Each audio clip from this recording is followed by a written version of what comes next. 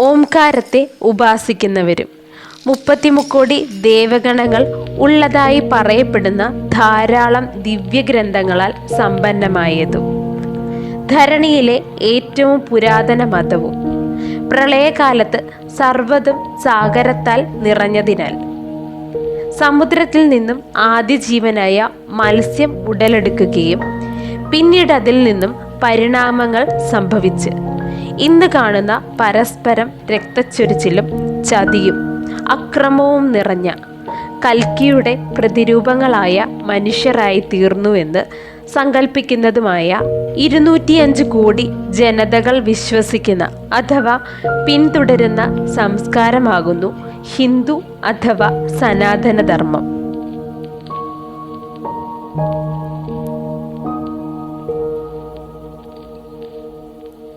ഭാരതദേശത്തിന്റെ ഉപഭൂഖണ്ഡത്തിൽ കൂടി ഒഴുകുന്ന സിന്ധു നദിയുടെ നാമത്തിൽ നിന്നും ഹിന്ദു എന്ന പദം പിറവികൊണ്ടു.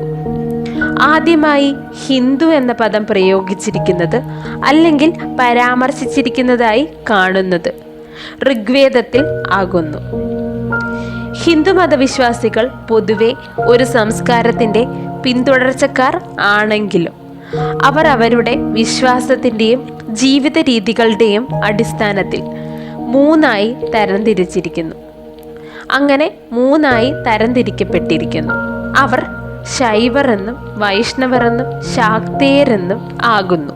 അതിൽ ശൈവർ ഹിന്ദുവിശ്വാസ പ്രകാരം ദേവന്മാരുടെ ദേവനെന്ന് വിശ്വസിക്കപ്പെടുന്ന ശിവന്റെ വിശ്വാസികളാകുന്നു.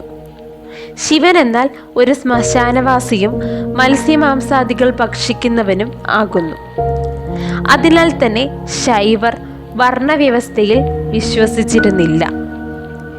ഏവരും ഒരുപോലെ തന്നെ എന്നായിരുന്നു അവരുടെ തത്വം. കൂടാതെ മധ്യകാലത്ത് ശൈവർ 3 വിഭാഗങ്ങളായി വിഭജിക്കപ്പെട്ടു.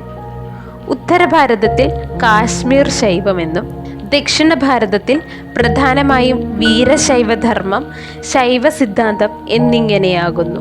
അടുത്തതായി വൈഷ്ണവർ, അതായത് വിഷ്ണുവിനെ സർവ്വതുമായി കണ്ട് ആരാധിക്കുന്ന ഒരു വിഭാഗം ആളുകൾ. ഇവർ വർണ്ണവ്യവസ്ഥയ്ക്ക് അനുകൂലികളായിരുന്നു.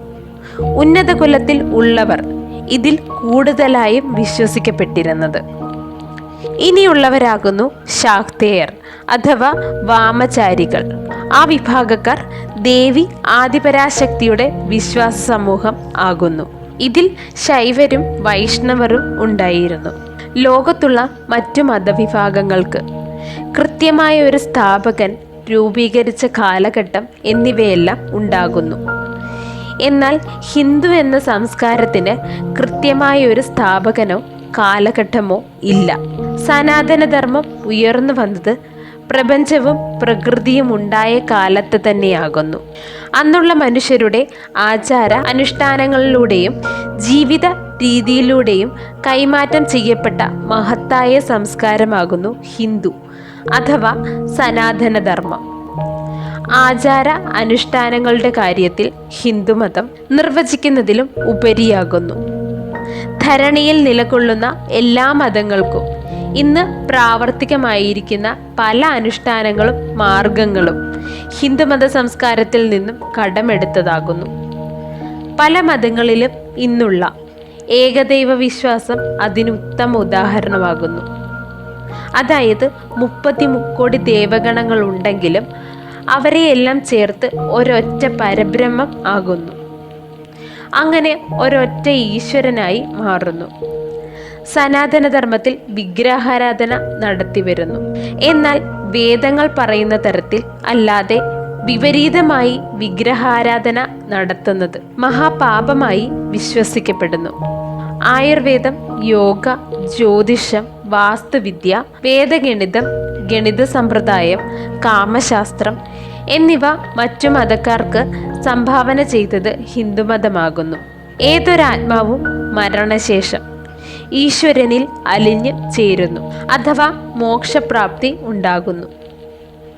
പിന്നീട് ആ ആത്മാവ് പുനർജന്മമെടുക്കുന്നു. കൂടാതെ കർമ്മത്തിലൂടെയും ധ്യാനത്തിലൂടെയും മോക്ഷം പ്രാപ്തമാകുന്നു എന്ന് സനാതനധർമ്മം പറയുന്നു. ഹിന്ദു ജീവിതത്തിൻ്റെ അടിസ്ഥാനം എന്ന് പറയുന്നത് ഉപനിഷത്തുകൾ ആകുന്നു. ജീവിതത്തിൻ്റെ ലക്ഷ്യങ്ങൾ, അതായത് ധർമ്മം, അർത്ഥം, കാമം, മോക്ഷം, മതം, ഡംഭം, മാത്സല്യം എന്നിവയാകുന്നു. ഇവയെല്ലാം ചേർന്ന് മാത്രമേ മനുഷ്യന് ജീവിതം സാധ്യമാക്കുകയുള്ളൂ എന്ന് ഹിന്ദുമതം വിശദീകരിക്കുന്നു. ഹിന്ദുമതം അഥവാ ഹിന്ദു സംസ്കാരം അല്ലെങ്കിൽ സനാതനധർമ്മത്തെ വിശദീകരിക്കുക എന്നത് അത്ര എളുപ്പമുള്ള കാര്യമാകുന്നില്ല.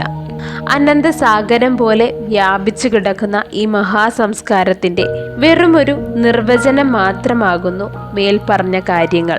ചുരുളഴിയാത്ത ഒട്ടനവധി കാര്യങ്ങൾ നിലകൊള്ളുന്ന ഈ മഹാസംസ്കാരം അതിൻ്റെ എല്ലാ പ്രൗഢിയോടുകൂടി നിലകൊള്ളുന്നു എക്കാലവും.